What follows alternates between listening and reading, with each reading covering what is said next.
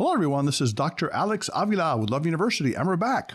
I'm an author, psychologist, and speaker. Every week, we talk about how to love ourselves, others, and higher nature, how to improve our finances, careers, relationships, and spirituality. And today, we have a very fascinating topic that I think will be very useful for everyone listening today.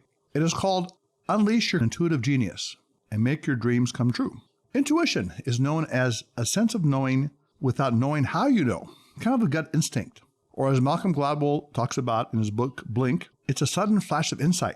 Intuition can help us thrive and give us the ability to do an immediate, appropriate action without really thinking about it.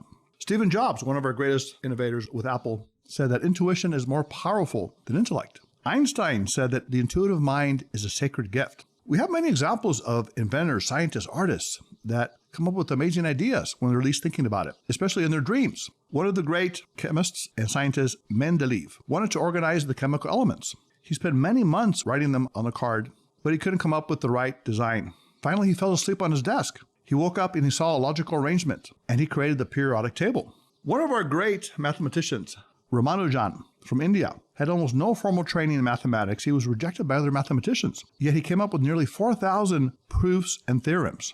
And many times he did it through the intuitive mind. He talks about one time when, while asleep, I saw a red screen formed by flowing blood. Suddenly, a hand began to write on the screen. When I woke up, I committed the ideas to writing. An equation for me has no meaning unless it is expressed as a thought of God.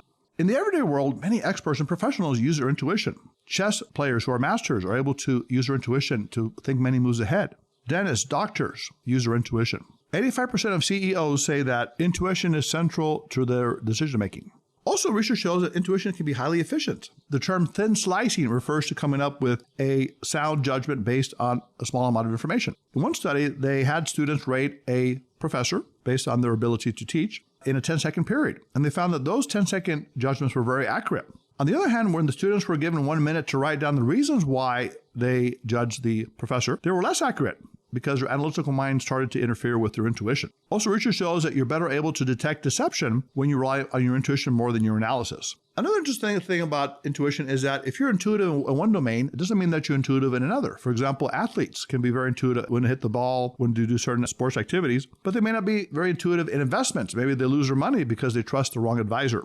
We also know that stress can reduce our intuition. When we release the hormone cortisol, we have more anxiety and we are less likely to be accurate in our intuition.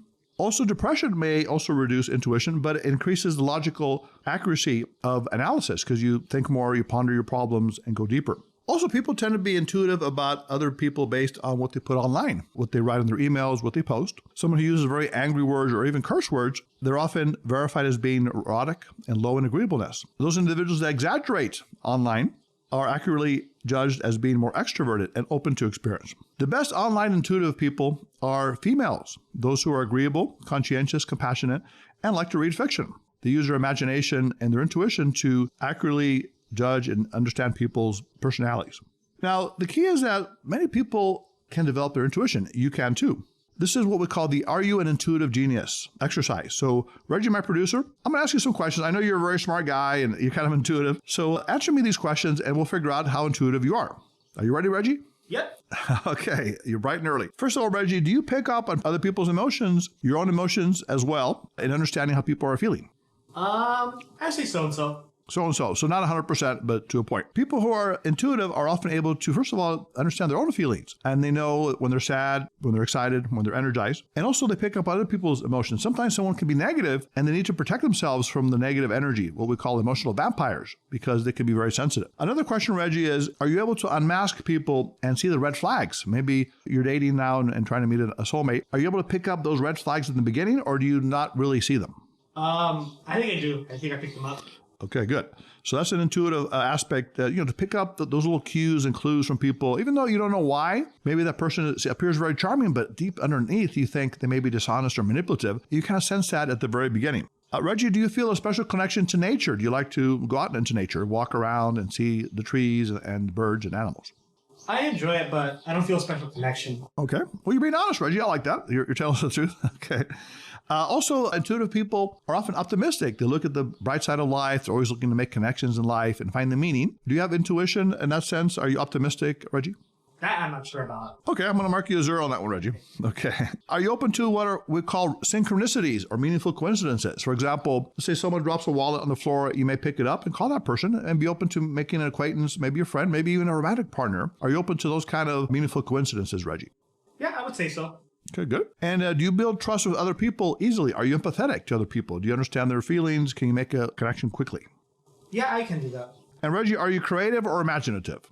Creative. Okay. Reggie, you're kind of intuitive, but I think you can work on this a little bit, it sounds like. You're kind of in the middle ground, and some people have that. But the good news, Reggie, is that you can develop your intuitive genius. You can become more of this person that can come up with hunches and ideas and spur of the moment insights. The first thing we need to do to develop our intuitive genius is to believe you can develop it, to understand that it's like a muscle. You work out at the gym, for example, 4 days a week. You get stronger. You can get stronger in your intuition as well. What you need to do, first of all, is develop your pillars of intuition. The first one is self-trust. It's to trust in your intuition, your gut feelings. Now, sometimes people don't do that. Like I said, they meet someone and they fall for that person very quickly without realizing that maybe there are elements that don't quite fit right, that you don't like, and eventually the person turns out to be wrong for you. But people don't listen to that. They get involved in the wrong relationship or the wrong business or the wrong career. So first of all, having trust that you can be correct in your gut feelings. Also having what we call an interconnection with your body and your mind. Many times people overthink things. They analyze and they get involved in many different justifications and they don't do what they know is right for them. One way to get out of that is to get in what we call the zone or the flow. The great psychologist Mihaly talked about being in the flow as that unconscious state of mind where you're, for example, running, you're jogging, and there's something called the runner's high, where you lose track of time, you forget about your problems. You can go out and do something in nature, gardening, writing, listening to music, being with loved ones. All these physical activities can jolt your mind away from your preoccupation with self, with your self-consciousness, so you can let your mind get in tune with the intuition, with the higher source, with the higher nature that all of us can connect with to find ideas and solutions for problems. Also, there's a term called the hara. The hara comes from the East. The hara is the point that's 2 inches below your navel. That's a center of power and intuition. In the martial artists focus on their hara when they break a board or break or when they meditate or get into a stance because that is their center of gravity, their power. So Reggie, my producer, I want you to try this exercise with me right now, and everyone else at home try it. Close your eyes, lean back where you are. Take a deep breath in through your nose, out through your mouth. Reggie, I want you to find your hara, that 2 inches below your navel. Let me know when you find that. I found it. Okay, I want you to imagine that there's a light emanating from the hara. It's shining out. Imagine it's a certain color that represents a feeling or emotion. What is the color of the light and what is the feeling, Reggie? It's white and it's a good feeling. Like it just. How would you describe the emotion? Let's say if you put it into a face, what would the face look like? Optimistic. Okay, good. Okay, so I want you to shine this out and also shine it within. Have that light also go within yourself. And Reggie, I want you to ask yourself a question, and people at home can do the same, about something that really you want to learn about. And I know you're looking to find a soulmate, and it's been a challenge for you. So ask a question related to that, whether it's how do I find her, where do I find her? Go ahead and ask that question right now. How do I keep her? Okay, how do I keep her? Okay, even better. Okay, Reggie, so I want you to ask that question right now to the hara, to that 0.2 inches below your navel, which is your intuition or gut feeling. And take a moment now, just let it ponder and circulate in your mind. How do I keep her? That's potential soulmate. And tell me what comes to your mind. Be myself. Be yourself. What does that mean, Reggie? Be honest, be authentic, and don't think so much about what she thinks or never think about who I am. Excellent. And actually, Reggie, that brings me back to another pillar of being an intuitive person, is to be authentic to yourself, to be true to yourself. And I think there's tremendous power when you do that. I know you're a guy that loves intellectual things and technology. People call you a geek or nerd or something like that, but you take it in a positive way. And there are many things you can do that can be very attractive. So being authentic to yourself and also being fearless. And part of the hara, what it can help you do is to tap into your courage. Because fear is one of the things that drives away your intuition, drives away your gut feeling. It keeps you away from knowing who you really are and what you really want. So focus on that fearlessness when you focus on the hara. All right, Reggie, open up your eyes. How do you feel right now? Great. Okay, you're ready to go out and keep that soulmate, which I like the way you said that. So when you say keep it, so you're able to meet ladies or lady and then you don't keep the soulmate. Well, like the past couple of dates, like I met these girls and I thought they'd been great, but for a reason they don't go further than that, Okay, so there's a limitation. Okay, so we want to focus on that with the hara. The other thing, Reggie, that you want to do, and also people at home, is to test your hunches. Now, let's say you have an intuition about something. Some people like to look at the horse races. Maybe you want to place a bet on a horse. Or maybe you can tell a friend how you think another friend will react, how they will talk or do something. So do that and then find out, are you correct? Are you accurate? And then that will increase your confidence in your intuition. Another thing you can do is to learn how to capture people's emotional signature. What that means is that when you meet someone, kind of feel, what is the person's vibe? What is the energy? Are they an anxious person? Are they angry?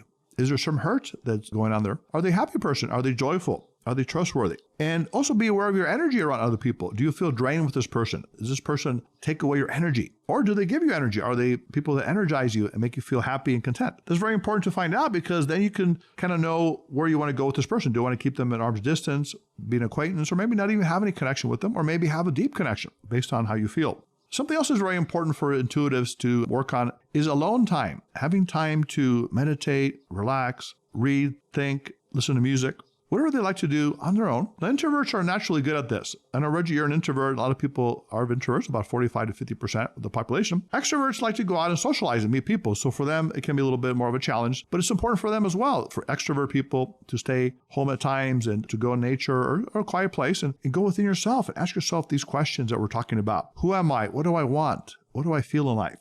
Another thing that's important to do in your intuition is to test it for reality. Now, intuition can be a wonderful thing. It can give you a lot of great ideas and help you find solutions for problems, but it can also lead you astray sometimes. Sometimes you get stuck in an idea, something that came into your head, and even though it's not good for you, healthy or productive, you stay with it. So one of the best things is to test your future intuition for reality. The way to do that is to, let's say you have a business idea and you visualize yourself in the future with that business and think of what is the one thing that can go wrong with this plan, and actually visualize it. Maybe you don't have enough money, or you grow too fast, or you invested in the wrong product or the wrong service, or you have issues with employees. So find that one problem, imagine what it looks like, what it feels like, and then find a solution for it, a way to resolve it creatively. And then go back and write this down. And this is a way you can actually solve problems before they occur and be stronger in intuition, and also test it for reality.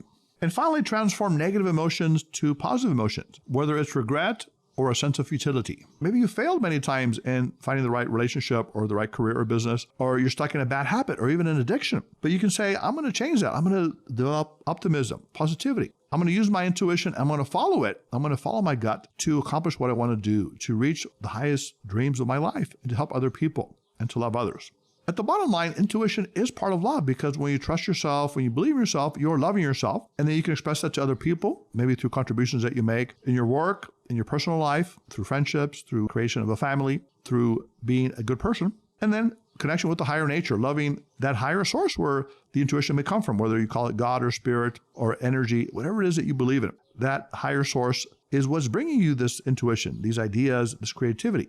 And you don't have to be a great scientist or even artist or writer to be creative. You can be creative in the way you raise your children, the way you relate to your spouse, the way you're a friend, participate in religious humanitarian organizations. On an everyday basis, you can do different things. Go to work a different way, cook different meals, try new restaurants, new experiences. Expand yourself both intuitively, creatively, and spiritually. So Love University students, my advice to you is to go out this week and be more intuitive. Follow your gut hunches, your feelings. Talk to people, see if you can get inside their souls and their emotions and understand what they're feeling, so you can maybe predict certain things they may say or do.